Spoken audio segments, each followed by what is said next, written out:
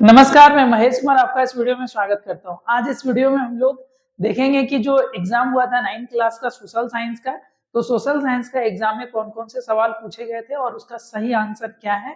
तो इस वीडियो को देखें और आपका कितना सही हुआ है आप चेक कर लेंगे, मिला लेंगे। ठीक है, तो चलिए देखते हैं कि वे कौन कौन से सवाल थे और उनका सही आंसर क्या होगा। ठीक है, तो पहला सवाल है कि जब लुई 16वां फ्रांस की राजगद्दी पर आसीन हुआ तो उस समय उसकी उम्र क्या थी। तो उस समय उसकी उम्र क्या थी? 20 वर्ष उनकी उम्र थी। ठीक है, चलिए अगले सवाल की ओर बढ़ते हैं। अगला सवाल है, लुई 16वां के शासनकाल में किस देश ने अमेरिका के 13वें उपनिवेशों को स्वतंत्रता दिलाने में सहायता की थी। तो किसको मदद किया स्वतंत्रता दिलाने में? ठीक है, तो इसका सही आंसर क्या होगा? फ्रांस होगा सही आंसर। फ्रांस को बहुत ज्यादा मदद किया था लुई 16वां ने, और जिस वजह से उसका राजकोष खाली भी हो गया था। ठीक है, फ्रांस में अधिकांश लोगों की मुख्य खाद्य क्या थी जिसकी कीमत तेजी से वृद्धि हुई? अब फ्रांस के लोगों को जो है ना मैक्सिमम जो खाद्य पदार्थ था वो क्या था? ठीक है, जिसका बहुत ज्यादा दाम बढ़ गया। तो क्या था? पावरोटी था। ठीक है, पावरोटी की कीमत बहुत ज्यादा बढ़ जाने की वजह से कह सकते हैं कि जनता की हाल बदहाल हो गई। ठीक है, अगला सवाल है, तीसरे स्टेट के प्रतिनिधि अपने आप को संपूर्ण फ्रांसीसी राष्ट्र का क्या मानते थे? मतलब तीसरे राष्ट्र के जो प्रतिनिधि हैं वे अपने आप को जो है ना संपूर्ण फ्रांसीसी राष्ट्र का क्या मानते थे, क्या समझते थे? तो वो प्रवक्ता समझते थे। ठीक है, खुद को क्या समझते थे? प्रवक्ता समझते थे, है ना। चलिए अगले सवाल की ओर बढ़ते हैं। अगला सवाल है, रूसी साम्राज्य की लगभग कितनी प्रतिशत जनता खेती पर निर्भर थी? मतलब कितने परसेंट लोग, रूस की कितने परसेंट लोग जो है ना खेती करते थे, या फिर उनका मुख्य व्यवसाय खेती बाड़ी ही था? तो इसका सही आंसर क्या होगा? 85%। ठीक है, कभी कभी जो है ना ये 90% भी होता है, तो 85 से 90 के आसपास है इसका आंसर। चलिए अगला सवाल, निम्न में से कौन जर्मनी की दुनिया का सबसे ताकतवर देश बनने को कृत निश्चय निश्चय था? मतलब कौन जो है ना कह सकते हैं निम्न में से कौन जर्मनी की दुनिया का सबसे ताकतवर देश बनाने के लिए दृढ़ निश्चित था कि हम जर्मनी को दुनिया का सबसे ताकतवर देश बनाएंगे, और इस चीज को लेकर के उन्होंने दृढ़ संकल्प लिया था। ठीक है, तो वो कौन थे? हिटलर। और जिस वजह से जो है ना कह सकते हैं कि दूसरा विश्व युद्ध भी हुआ। ठीक है, इन्होंने बहुत ज्यादा उम्मीद कर ली थी। अगला है कि 1929 से 1932 तक अमेरिकी मंदी के कारण का क्या प्रभाव पड़ा? अब अमेरिका में जो है ना मंदी आया, है ना, क्या आया? मंदी। तो ऐसे महामंदी तो पूरे विश्व भर में देखने को मिला, लेकिन अमेरिका के ऊपर महामंदी का क्या असर पड़ा? ठीक है, क्या प्रभाव देखने को पड़ा? ठीक है, तो वहां क्या होता है कि जो है ना जो राष्ट्रीय आय है वो कम हो जाता है, लोगों का जो है ना इनकम गिर जाता है, कम हो जाता है, फैक्ट्रियां बंद हो जाती है। ठीक है, और निर्यात जो है ना जो एक्सपोर्ट है यानी अमेरिका से बाहर जो भेजा जाता था वो निर्यात में बहुत ज्यादा गिरावट देखने को मिली। तो कह सकते हैं कि ये सब सारे रीजन कारण है ना, जो देखने को मिली। ठीक है, और महामंदी मतलब क्या होता? महामंदी या फिर मंदी क्यों आया? क्योंकि जरूरत से ज्यादा सामानों का उत्पादन हो गया जिसका कोई खरीदार न रहा, जिस वजह से मंदी देखने को मिला या मंदी का दौर आया।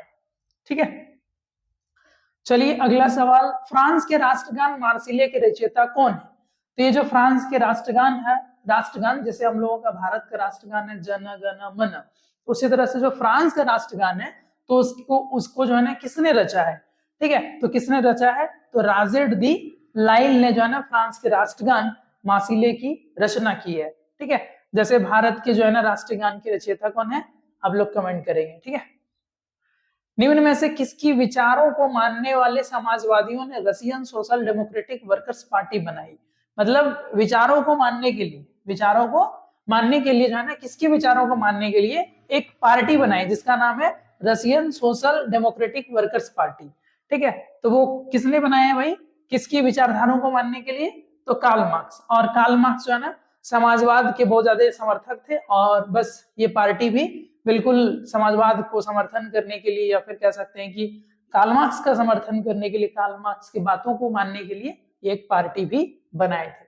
1905 में बस्तर के लोग किस प्रस्ताव से परेशान हुए? मतलब बस्तर कहाँ है? छत्तीसगढ़ में। ठीक है, और बस्तर जो है ना एक इलाका है, जंगली इलाका है, तो वहां के लोग जो है ना किस प्रस्ताव से बहुत ज्यादा प्रस्ताव हुए?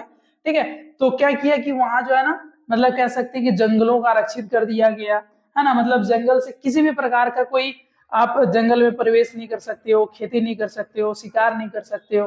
तो ये सब सभी रीजन कारण है जिस वजह से बस्तर के जो है ना, जो जंगल में रहने वाले आदिवासी लोग थे, उनको बहुत ज्यादा समस्या का सामना करना पड़ा, क्योंकि उनका घर या फिर कह सकते रोजी रोटी सिर्फ जंगल ही था। और जबकि जंगल में जाने से मना कर दिया गया, रोक दिया गया, या फिर रोकने के लिए नियम लाया गया, तो ये सारे लोग परेशान हो गए। ठीक है, चलिए अगला सवाल। मध्य उच्च भूमि के नाम से जाना जाने वाला नर्मदा नदी के उत्तर में से कौन सा पठार स्थित है? ठीक है, तो मध्य उच्च भूमि के नाम से किसको जाना जाता है? और ये नर्मदा नदी के उत्तर में स्थित है। तो कौन है भाई नर्मदा नदी के उत्तर में? तो ये क्या हो जाएगा? मालवा का पठार है। ठीक है, चलिए अगले सवाल की ओर बढ़ते हैं। अगला सवाल है, 1869 में किस नहर के खुलने से भारत और यूरोप की दूरी कम हो गई? मतलब ऐसा कौन सा जो है ना नहर है जिसकी शुरुआत हुई 1869 में, और जिस वजह से भारत और यूरोप की दूरी जो है ना बहुत कम हो गई। ठीक है, तो भी कौन से नहर है? स्वेज नहर है। तो स्वेज नहर के खुलने से, ठीक है, बहुत ज्यादा दूरी कम हो गई। लगभग माना जाता है कि 7,000 के आसपास, 7,000 किलोमीटर की दूरी कम हो गई, जो भारत को बहुत ज्यादा घूम करके जाना पड़ता था। ठीक है, नर्मदा नदी के दक्षिण में स्थित पठार का भू आकृतिक आकार क्या है? ठीक है, अब क्या कह रहा है कि नर्मदा नदी के दक्षिण में स्थित पठार का जो आकृति है वो किस प्रकार का है ना। तो किस प्रकार का आकृति है भाई? ठीक है, जो भी पठार स्थित है तो वो किस, उसका आकृति क्या है? त्रिभुजाकार आकृति है। ठीक है, पठार की जो आकृति है वो कैसा है? त्रिभुजाकार है। चलिए अगले सवाल की ओर बढ़ते हैं। गारो, खासी और जयंतिया पहाड़ियां भारत के किस राज्य में स्थित है? तो गारो, खासी और जयंतिया, तो ये भारत के किस राज्य में स्थित है? तो ये मेघालय में है ना। ठीक है, क्या है यहाँ? मेघालय राज्य में गारो, खासी और जयंतिया पहाड़ियां मौजूद है, स्थित मेघालय राज्य में। अगला सवाल है, हिमालय की नदियां अपने मार्ग के किस भाग में तीव्र अपरदन क्रिया करती है? मतलब जो है ना हिमालय की नदियां किस भाग में या कौन से ऐसे स्थल हैं जहां बहुत ज्यादा वो तीव्र अपरदन, मतलब वहां मृदा अपरदन होती है या अपरदन की क्रिया बहुत ज्यादा होता है? तो कहाँ होगा? ऊपरी भाग में होगा। ठीक है, क्योंकि ऊपरी भाग में ढलान ज्यादा होता है तो वहां अपरदन की क्रिया ज्यादा होती है, पानी का रफ्तार वहां ज्यादा होता है, तो नदियां अपने साथ बहुत ज्यादा मिट्टी या फिर रेत वगैरह बहा करके ले जाती है। ठीक है, चलिए अगले सवाल की ओर बढ़ते हैं। तापमान, वायुमंडलीय दाब, पवन, आर्द्रता और वर्षण किसके तत्व माने जाते हैं? ठीक है, तो ये जो है ना ताप, दाब, पवन, है ना, तो ये वर्षण जो है ना किसके तत्व माने जाते हैं? तो ये जलवायु, मौसम और जलवायु के जो है माने जाते हैं। ठीक है, ये सारे किससे जुड़े हुए हैं? जलवायु से जुड़े हुए हैं, है ना। ठीक है, क्योंकि ये मौसम ये घटना है या फिर जलवायु की घटना है। ठीक है, चलिए अगला सवाल। ग्रीष्म ऋतु के अंत में कर्नाटक और केरल में होने वाली वर्षा को क्या कहा जाता है? अब जो ग्रीष्म ऋतु है तो वहां जो है ना ग्रीष्म ऋतु में, ग्रीष्म ऋतु के अंत में, है ना। ठीक है, ग्रीष्म जब यानी गर्मी का मौसम खत्म होता है तो कर्नाटक और केरल में वर्षा होती है। यानी मतलब कह सकते हैं मानसून नहीं आया हुआ होता है, लेकिन मानसून के पहले एक बारिश होती है। तो मानसून के पहले मतलब पूर्व मानसूनी वर्षा। ठीक है, मानसून के पहले तो पूर्व मानसूनी। चलिए अगले सवाल की ओर बढ़ते हैं। भारत जैसे देश के लिए सिंचाई नौ संचालन और जल विद्युत उत्पादन में क्या सबसे महत्वपूर्ण है? अब भारत जैसे देश के लिए, है ना, जिस तरह से भारत की भू आकृतियां हैं या फिर स्थल है यहाँ, तो सिंचाई नौ संचालन और जल विद्युत के उत्पादन में इनमें से कौन सा जो है ना महत्वपूर्ण है? तो कौन सा महत्वपूर्ण है? तो इनमें से सबसे ज्यादा महत्वपूर्ण भूमिका नदियां निभाती है। ठीक है, नदियां सिंचाई भी करती है, बांध बना करके बिजली उत्पादन भी किया जाता है। ठीक है, तो नदियां सबसे ज्यादा महत्वपूर्ण है। अगला सवाल है, गारो खासी पहाड़ियां की दक्षिणी श्रृंखला में स्थित विश्व का सर्वाधिक वर्षा प्राप्त करने वाला स्थान कौन सा है? मतलब जो खासी पहाड़ियां का दक्षिणी श्रृंखला है वो दुनिया का सबसे ज्यादा बारिश वहां प्राप्त करता है। तो वो कौन सा स्थान है? तो वो मासिन राम है। ठीक है, मासिन राम जो है ना दुनिया में सबसे ज्यादा बारिश प्राप्त करती है ना। चलिए अगला सवाल है, 2045 तक विश्व में सबसे अधिक जनसंख्या वाला देश कौन सा बन सकता है? मतलब ऐसा अनुमान लगाया था कि 2045 तक भारत जो है ना चाइना को पार कर जाएगा और चाइना से सबसे ज्यादा आबादी हो जाएगा, लेकिन ये वर्तमान समय में ही हो चुका है। ठीक है, भारत ने चाइना को पीछे छोड़ दिया और अभी वर्तमान समय में भारत की आबादी 143 करोड़ के आसपास है और 142-43 के आसपास चाइना का भी है। ठीक है, किस देश में केवल शासक दल ही चुनाव लड़ सकता है? तो किस देश में जो है ना शासक दल ही चुनाव लड़ सकता है? तो ये कौन सा देश है? मैक्सिको है, जहां शासक दल ही चुनाव लड़ सकते हैं। चलिए अगले सवाल की ओर बढ़ते हैं। पाकिस्तान में लीगल फ्रेमवर्क ऑर्डर के अनुसार राष्ट्रीय और प्रांतीय असेंबलियों को भंग कर सकता है। ठीक है, मतलब पाकिस्तान में लीगल फ्रेमवर्क ऑर्डर के अनुसार राष्ट्रीय और असेंबली, मतलब राष्ट्रीय लेवल पर भी और प्रांतीय असेंबलियों को भी खत्म कर सकता है। मतलब राज्य लेवल पे या फिर प्रांत लेवल पे जो भी सभाएं हैं, विधानसभाएं हैं, या फिर राष्ट्र लेवल पे जो भी मंत्रिमंडल कुछ भी जो भी है ना, उस वो भंग कर सकता है। तो ये कौन है भाई? राष्ट्रपति। ठीक है, चलिए अगला सवाल है 1958-61 के दौरान किस देश में पड़ा अकाल विश्व इतिहास का सबसे भयावह अकाल था? मतलब 1958-21 में ऐसा अकाल पड़ा जो दुनिया का सबसे भयावह अकाल माना जाता है इतिहास के नजरिए से। ठीक है, तो वे कौन सा देश है भाई? तो वे चीन एक ऐसा देश है जहां 1958 से 61 के बीच में अकाल आया था और वो सबसे भयानक था। अगला सवाल है कौन सी व्यवस्था सभी नागरिकों की सक्रिय भागीदारी पर निर्भर करती है? तो कौन सी व्यवस्था है जहां सभी नागरिक भागीदार होते हैं या फिर कह सकते हैं कि सक्रिय भागीदारी पर वो निर्भर है? तो वो कौन सा है? लोकतंत्र। लोकतंत्र में ही जो है ना कह सकते हैं कि देश की सारी जनता या सारे नागरिक भाग लेते हैं, अपना मतदान करते हैं, महत्वपूर्ण वोट देते हैं, फिर वो अपने लिए शासक का चुनाव करते हैं। ठीक है, राजशाही तो ये राजा हो गया, तानाशाही है तो ये कुछ ही जिसके पास पावर होता है वो राज करते हैं। ठीक है, चलिए अगला सवाल, सरकार के अधिकारों की सीमा कौन तय करता है? नागरिकों का अधिकार क्या है या कौन बताता है? समझे कि नहीं? तो क्या कह रहा है कि सरकार का अधिकार, सरकार के अधिकार की सीमा, यानी सरकार के पास क्या अधिकार होगा तो इसकी सीमा कौन तय करता है, और नागरिकों के अधिकार क्या है ये कौन बताता है? तो ये कौन बताता है? तो हमारा संविधान बताता है। ठीक है, संविधान में सब कुछ उल्लेखित है कि नागरिक के अधिकार क्या है और सरकार के अधिकार क्या है, राज्य सरकार के क्या अधिकार है ना। तो ये कुल मिलाकर कह सकते हैं कि संविधान में वर्णित है। अगला सवाल, भारत के संविधान की आत्मा किसे कहा गया है? तो संविधान का आत्मा किसे कहा गया? प्रस्तावना को कहा गया है। ठीक है, यानी जो प्रस्तावना है या फिर कह सकते हैं कि संविधान का जो पहला पेज में ये प्रस्तावना उल्लेखित है और ये पूरे संविधान की झलक देती है कि संविधान में क्या क्या विशेषताएं है। ठीक है, इसे उद्देशिका भी कहा जाता है। अगला सवाल है, लोकतंत्र में प्रत्येक नागरिक को कौन कौन से अधिकार प्राप्त है? तो लोकतंत्र में जो है ना नागरिकों को कौन कौन से अधिकार प्राप्त हैं? तो नागरिक अपने वोट का प्रयोग कर सकता है, चुनाव लड़ सकता है, चुनाव में खड़ा हो सकता है ना, और कह सकते हैं विधायक या फिर लोकसभा राज्यसभा के सदस्य बन सकते हैं, राष्ट्रपति प्रधानमंत्री कुछ भी बन सकते हैं। तो कह सकते हैं कि इनमें और अपना विचार भी अभिव्यक्त कर सकते हैं। तो अपने वोट का प्रयोग कर सकते हैं, चुनाव लड़ सकते हैं और उनके मन में जो भी विचार है वो अपना विचार प्रकट कर सकता है देश के बारे में या फिर देश की जनता के बारे में, देश की सरकार के बारे में। ठीक है, तो इनमें से सभी आंसर हो जाएगा। चलिए अगला सवाल की ओर बढ़ते हैं। निम्न में से कौन संविधान सभा के सदस्य नहीं थे? तो इनमें से कौन से ऐसे व्यक्ति हैं जो संविधान सभा के सदस्य नहीं बने? तो कौन नहीं बने? तो महात्मा गांधी, है ना। तो ये स्वतंत्र रह करके अपना काम किया, है ना। सच्चिदानंद सिन्हा भी थे, सच्चिदानंद सिन्हा ये जो पहले अध्यक्ष भी बने संविधान सभा के। डॉक्टर भीमराव अम्बेडकर ये प्रारूप समिति के अध्यक्ष थे और संविधान लिखने का भी काम भीमराव अम्बेडकर ने करा। ठीक है, और प्रांतीय समिति के अध्यक्ष के तौर पे पंडित जवाहरलाल नेहरू ने काम किया। ठीक है, चलिए अगले सवाल की ओर बढ़ते हैं। भारत में निर्वाचित प्रतिनिधियों की राष्ट्रीय सभा को क्या कहा जाता है? यानी भारत में जो निर्वाचित प्रतिनिधि है तो उनकी जो राष्ट्रीय सभा है उनको क्या कहा जाता है?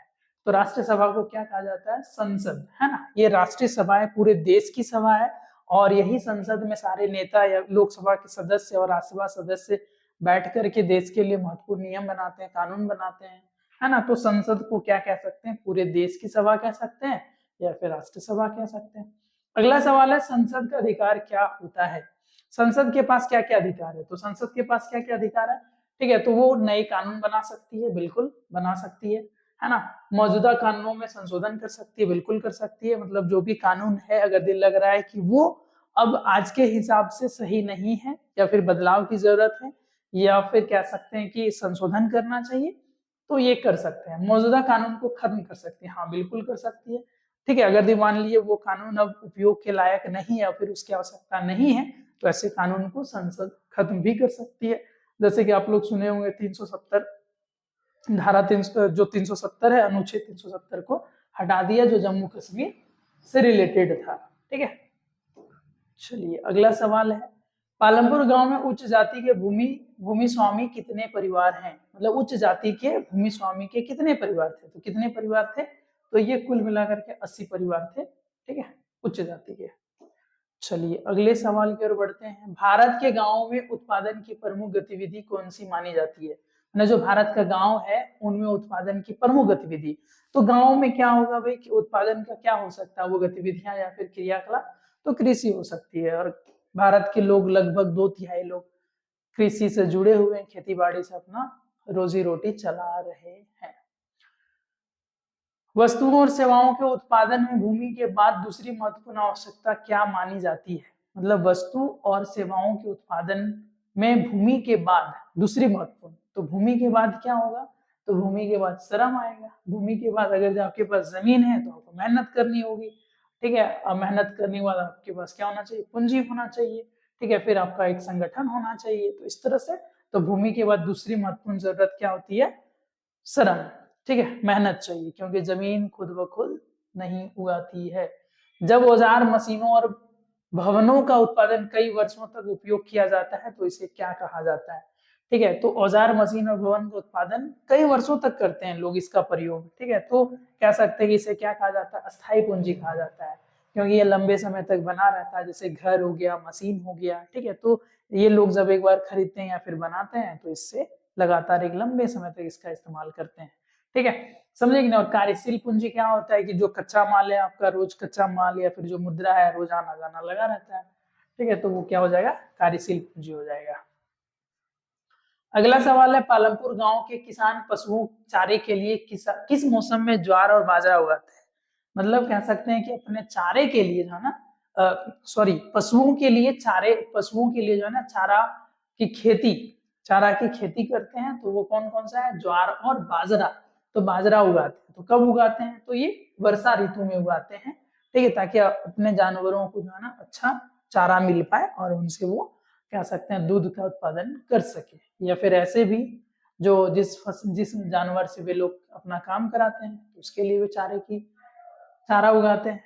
ठीक है, क्योंकि उस समय खेतों में कह सकते हैं कि फसल लगी होती है। मानव संसाधन में शिक्षा और चिकित्सा सेवा में निवेश प्रतिफल कैसा होता है? तो अगर मान लीजिए मानव संसाधन में आप शिक्षा और चिकित्सा सेवा में निवेश करते हैं तो उसका परिणाम क्या होगा? तो उसका परिणाम क्या होगा? तो उसका परिणाम उच्च होगा। ठीक है, क्योंकि शिक्षा देने से मानव में कुशलता बढ़ती है। ठीक है, और मानव एक संसाधन के तौर पे उभरते हैं। अगर आप शिक्षा नहीं देंगे तो मानव संसाधन बेकार हो जाएगा और वो देश के लिए एक समस्या उत्पन्न होगी। ठीक है, अगला सवाल है, शिक्षित माता पिता अपने बच्चों की शिक्षा में अधिक निवेश क्यों करते हैं? ठीक है, अब जो शिक्षित माता पिता है, पढ़े लिखे माता पिता हैं, वे अपने बच्चों की शिक्षा में बहुत ज्यादा निवेश करते हैं। ठीक है, क्योंकि उनको पता है कि शिक्षा का क्या महत्व है। अगर ये पढ़ेगा लिखेगा नहीं तो कल दिन माता पिता के लिए ही समस्या बन जाएगा। ठीक है, अगला है, भारत में लगभग 26 करोड़ लोग किस श्रेणी में आते हैं? मतलब लगभग 26 करोड़ लोग, तो 26 करोड़ लोग किस में आते हैं? तो 26 करोड़ लोग लगभग गरीब हैं, कुपोषित हैं और निरक्षर हैं। तो इसका आंसर क्या हो जाएगा? इनमें से सभी। ठीक है, तो इनमें से सभी हो जाएगा। चलिए अगले सवाल की ओर बढ़ते हैं। अगला सवाल है, भारत की सबसे कठिन सामाजिक आर्थिक समस्या कौन सी है? तो भारत की जो है ना सबसे कठिन सामाजिक और आर्थिक समस्या क्या है? तो ये समस्या है निर्धनता, है ना। भारत में गरीबी बहुत ज्यादा है और ये सबसे बड़ी समस्या है। सामाजिक समस्या भी है और आर्थिक समस्या भी है, इतने लोगों की गरीबी दूर करना। अगला है, निम्नलिखित में से कौन से कारक जनसंख्या की गुणवत्ता को बढ़ाते हैं? तो जनसंख्या की गुणवत्ता यानी जनसंख्या की जो क्वालिटी है वो क्वालिटी को कौन सुधारता है? तो साक्षरता दर सुधारता है, लोगों का स्वास्थ्य और कौशल निर्माण। ठीक है, तो ये सब सभी आंसर हो जाएगा जो मानव की जो है ना क्या करते हैं कि कुशलता को बढ़ाते हैं या मानव संसाधन की गुणवत्ता को या जनसंख्या की गुणवत्ता को बढ़ाते हैं।